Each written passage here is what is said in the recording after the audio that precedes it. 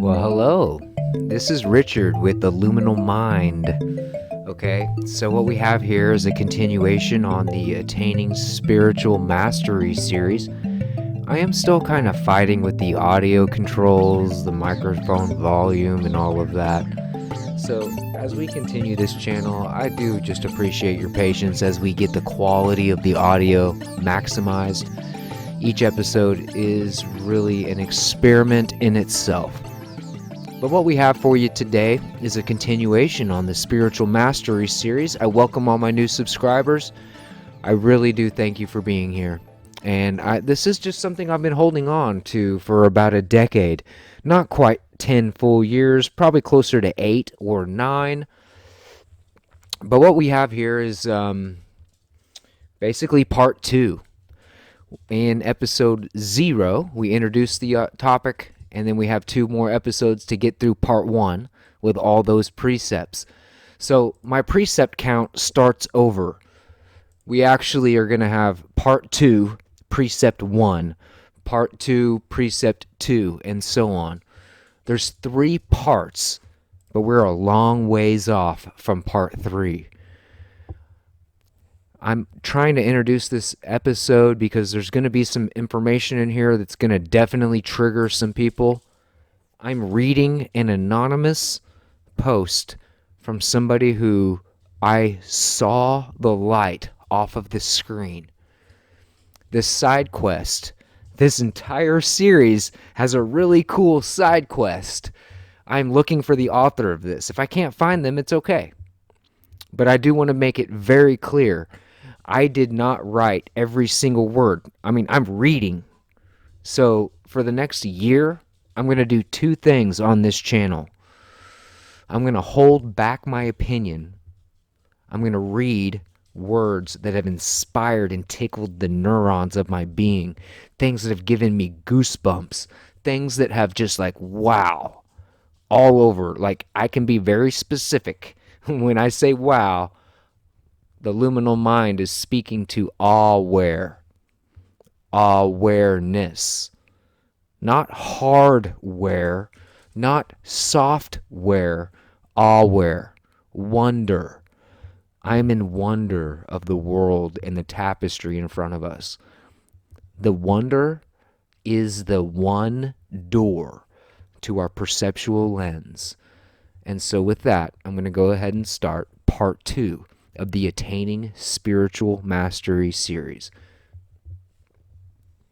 Spiritual mastery is not only about the way you mentally encounter reality as specified in part 1 of this series of posts. You must also provision yourself for active duty to yourself in the pursuit of your own positive dreams and desires. You cannot rely on yourself unless you are treating yourself right. And by reflection, others can't rely on you either. Unless you show yourself love first and foremost, you cannot truly love others nor show them that love in the fullness it needs to be shown. Love in this sense is openness to life experience, including the acceptance of yourself for all your faults and weaknesses, as well as those of others, knowing that weakness and vulnerability should not and cannot be destroyed, but rather overcome with clever tactics.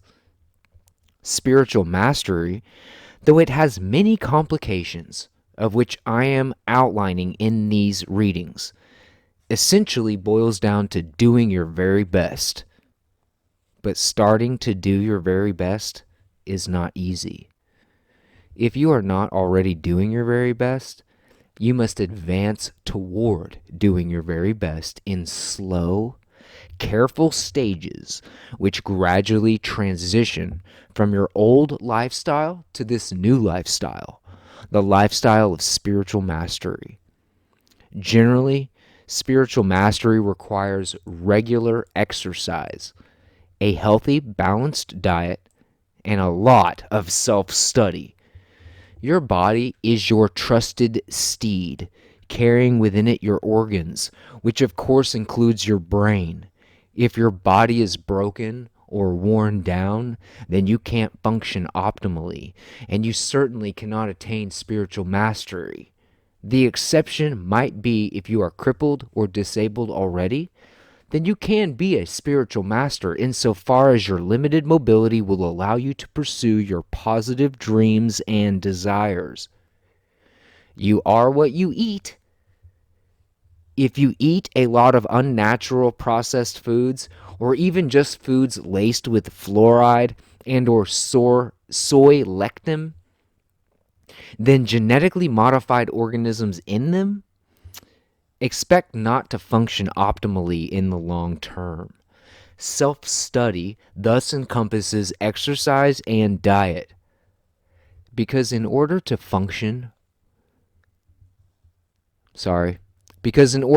exercise properly, you must study your own natural rhythms and determine what an appropriate level of exercise is for you. Diet is key. And to know what you are putting in your body, you must understand what you are eating by knowing its ingredients. In addition, self-study encompasses seeking out spiritual teachings, ones which make your life better when you put them into practice.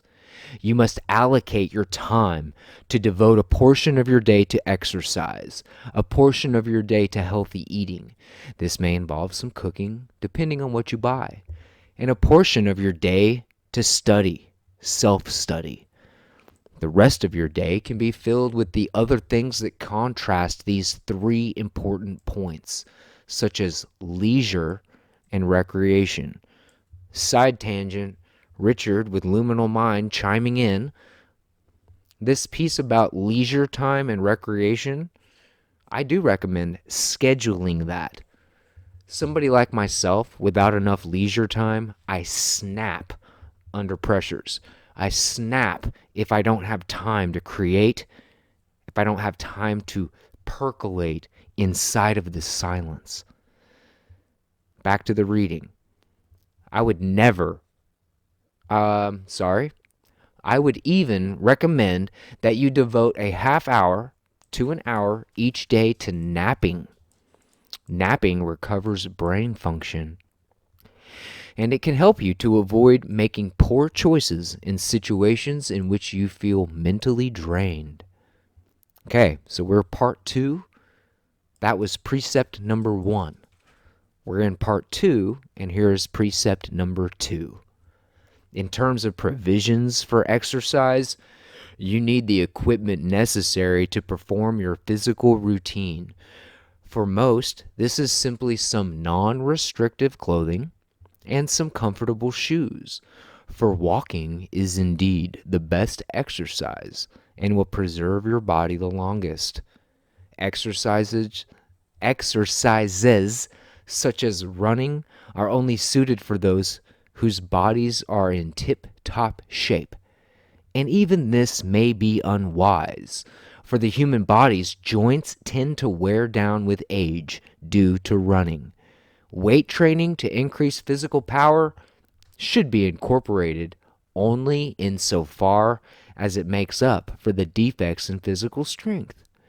Anything more comes at a price to you and your time and energies, which could be spent in other areas. Perhaps your positive dreams and desires demand that you look good. In that case, you need your weight training. In terms of walking during the day at leisurely pace for about an hour a day will slowly but surely help wear away excess fat, will improve circulation to your brain, and help inspire you through thoughtfulness, and will expose you to sunshine, which is healthy for numerous reasons. The biggest reason being that in combination with exercise, sunshine helps to ward off depression. In terms of diet, okay, here we go. Trigger warning. In terms of diet, the best diet you can eat is vegetarian. Many people have many different opinions on this. However, from experience, as well as the guidance of some of the brightest minds in human history, Plato included, Pythagoras included, we have determined that eating meat somewhat lowers your intelligence. In addition to modern meat being absolutely loaded with toxins, antibiotics, and hormones, which are not good for you. You are going to eat whatever you want, no matter what we say here. But bear in mind what I am putting forth to you in any case. If you cannot go fully vegetarian, simply try to limit your consumption of meat as much as possible. Try to eliminate the consumption of processed foods as much as you can. Drink purified water. Avoid fluoridated water, both from the tap and in bottles. Anything with more than a modicum of fluoride ions in it is fluoridated.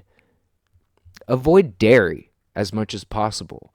It is likewise tainted with foul substances, in addition to not being very compatible with many human beings' digestive systems.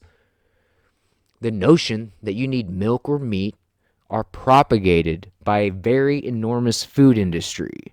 The source of the food pyramid you see released by governments that place these two things as central to your diet. Now, vegetables contain everything you need. They are very rich in high quality protein, much better than meat, nutrients, minerals, and in the case of some vegetables and fruits, are rich in antioxidants, which are used for cleaning up existing pollution in your bloodstream. I recognize that many people will struggle. I recognize that many people will struggle with this paragraph in one form or another. But the fact is, the standard American diet, SAD, S-A-D, is not healthy for you. Turning away from my suggestion will only result in failure to achieve spiritual mastery. While the use of psychoactive drugs may or may not suit your lifestyle, in general, it should be avoided if you want to attain mastery. Psychoactive drugs use in general should not be a central part of your life in any way. If you love psychoactive drugs for recreation, then you may experiment on rare occasion. If your intention is to bring your mind into an altered state of consciousness to see what you can discover, using drugs to escape life or numb your emotions out, or merely for the achievement of pleasure is counterproductive to your efforts and is not compatible with spiritual mastery. The primary drugs to avoid are alcohol, caffeine, and nicotine. Alcohol depresses you, while at the same time uninhibiting you. This is a terrible combination of effects, for on the one hand, you aren't feeling your normal feelings, while on the other hand, every repressed idea and action that you've pushed into your subconscious comes floating up, and you wind up doing foolish things. Alcohol is bad for your body as well, despite opinions on the contrary. Caffeine should be avoided because it causes a brain imbalance in those who drink it. In particular, it imbalances the brain to left brain functioning, which raises rationality to the point of recklessness and being overbearing. It dulls out intuition, something you definitely need to hone through sound health in body and mind. And it supports egoism, which leads to a wide variety of spiritual mistakes. It also wears out the mind in many who drink it, leading to other kinds of subtle yet reckless choices. Caffeine can also promote false belly hunger, which is the feeling your stomach gets when it's trying to filter out the caffeine toxicity from your stomach lining. True hunger is felt in the mouth and the throat, not the belly. Nicotine, other than the fact that it is combined with a slew of toxins which are deadly for your body and brain, and that it is cancer promoting, is a bad substance because it leads to irrationality. Nicotine inspires anger in particular and encourages irrational expressions of that anger. This leads to a loss of meekness, which, if you read part 1 or listened to part 1, you should identify as totally counterproductive to your efforts in attaining spiritual mastery. Pleasure should be derived strictly from life experience itself. The experience of being a spiritual master?